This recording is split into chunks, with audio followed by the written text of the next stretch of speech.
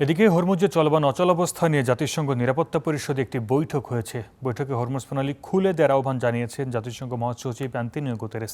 তিনি সতর্ক করে বলেছেন, হরমুজ বন্ধের প্রভাবে থমকে যেতে বসেছে বিশ্ব অর্থনীতি। হুমকির মুখে পড়তে যাচ্ছে বিশ্বের খাদ্য নিরাপত্তা। এই পরিস্থিতিতে ইরান যুক্তরাষ্ট্র দুই পক্ষকেই হরমুজ প্রশ্নে ছাড় দেওয়ার আহ্বান জানান জাতিসংঘ মহাসচিব।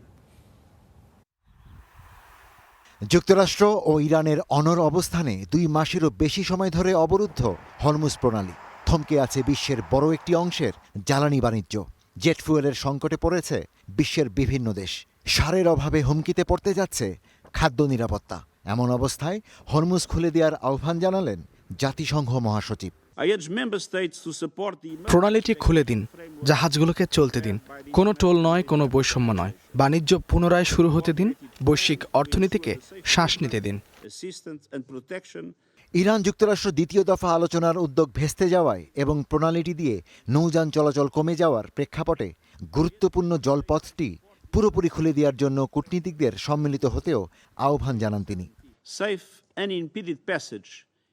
আমি সদস্য রাষ্ট্রগুলোকে আন্তর্জাতিক সমুদ্র সংস্থা প্রস্তাবিত কাঠামোকে সমর্থন করার আহ্বান জানাচ্ছি।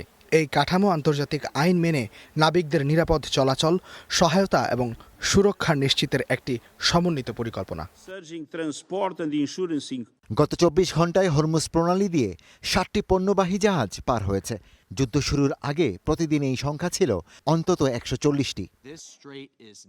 জাতিসংঘে নিযুক্ত মার্কিন রাষ্ট্রদূত বলেছেন, হরমুজ প্রণালী ইরানের নিজস্ব কোনো সম্পদ নয়।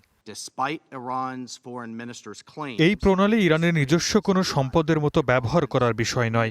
এটি ইরানের দর কষাকষির হাতিয়ারও নয়, ইরানের টোল আদায় করার সড়কও নয়। কিন্তু যুক্তরাষ্ট্র সহ পশ্চিমা বিশ্ব যা স্বীকার করে না সেটি হলো, আন্তর্জাতিক সমুদ্র আইনই ইরানকে তার উপকূলীয় সমুদ্র সীমার একটি নির্দিষ্ট অংশ পর্যন্ত মালিকানার এখতিয়ার দিয়েছে। যুক্তরাষ্ট্রের চাপিয়ে দেওয়া যুদ্ধের পর ইরান সেই মালিকানাই দাবি করছে। ইরানের আইনসম্মত এই পদক্ষেপগুলো রাষ্ট্রের নিরাপত্তার স্বার্থে নেওয়া হয়েছে। ইরান 1982 সালের সমুদ্র আইন সংক্রান্ত জাতিসংঘ কনভেনশন স্বাক্ষরকারী দেশ নয়, ফলে এই বিধানগুলো ইরান মানতে বাধ্য নয়। বিশেষজ্ঞদের মতে ইরান ও পশ্চিমা দেশগুলোর অবস্থানগত পার্থক্য হরমুজের সংকটকে বাড়িয়ে তুলছে।